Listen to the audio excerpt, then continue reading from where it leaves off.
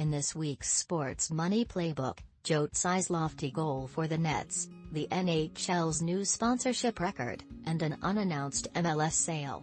Plus, college sports king of NIL plays at a small HBCU. Nets owner Tsai is pursuing a goal even more challenging than winning a championship. He wants his franchise to generate $1 billion in revenue within 7 years. BlackRock's iShares is partnering with NBA draft prospects to invest in stocks and bonds, and to teach them how to build their portfolios from the start of their careers. A small stake in MLS's Seattle Sounders was recently sold in an unannounced deal at a valuation 68% higher than Forbes' estimate from late 2019.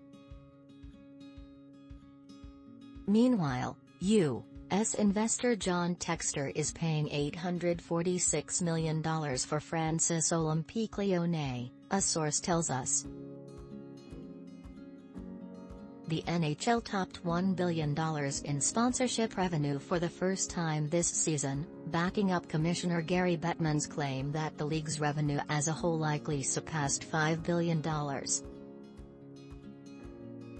Women's golf purses might still lag behind the men's game, but this week's Women's PGA Championship is doubling its prize pool from last year.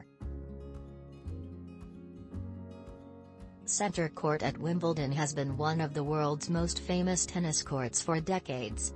This year, it's received a bit of a facelift, including a new entrance for players right below the royal box.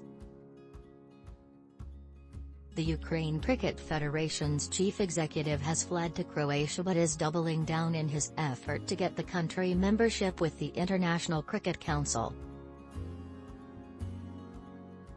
Star players from India and Pakistan rarely get to compete against one another, but they are set to be teammates at an event next year. Patrick Mahomes and Bubba Wallace are the latest to join a star-studded VC fund with the goal of growing black wealth through ownership of future technology companies. Years ago, Strava accidentally gave away the location of secret U.S. Army bases. A new report indicates a security flaw in the fitness app has exposed the identities of Israeli soldiers.